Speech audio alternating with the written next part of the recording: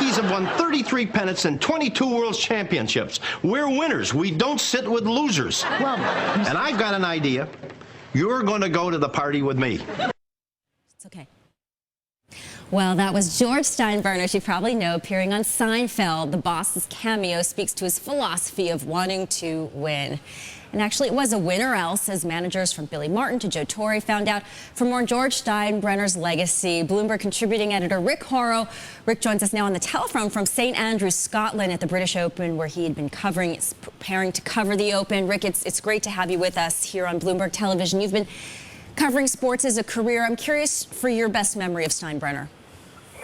The best memory really was how he was received initially at Major League Baseball meetings, and then how the change happened. You know, he bought the Yankees for $8.7 million in 1973. They're worth $1 billion now. He had more wins and titles than any other team during his tenure. There have been 100 ownership changes since George Steinbrenner brought the Yankees, and he has been kind of the stalwart, stable. Now, Rick, do you think it was do you think it's a credit to his business savvy or his larger-than-life personality? A combination of both. I think his larger-than-life personality allowed his business savvy to dominate. You know, he spent over nearly $2 billion on payroll since 2000, which is more than anybody else. $400 million in tickets, year one of the ballpark, or hate him.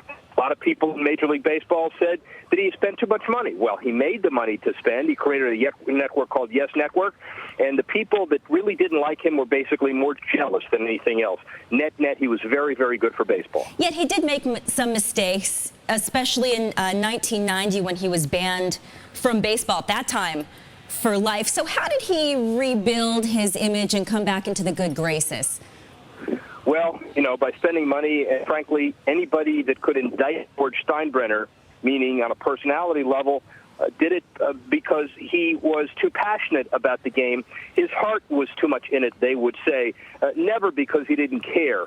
And frankly, you know, some of his behavior, people called him bombastic, but they couldn't call him anything but being very committed to the Yankee ownership and win. And frankly, most owners should be like George Steinbrenner. Their willingness to spend and his business savvy combined.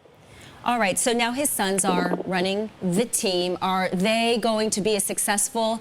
It's been a couple of years, if I'm not mistaken, that they've been running the Yankees. Forgive me, I'm a Dodgers fan. I'm from Los Angeles, doing my best here.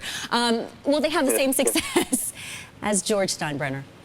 Yeah, well, you know, you got to understand that the legacy is important.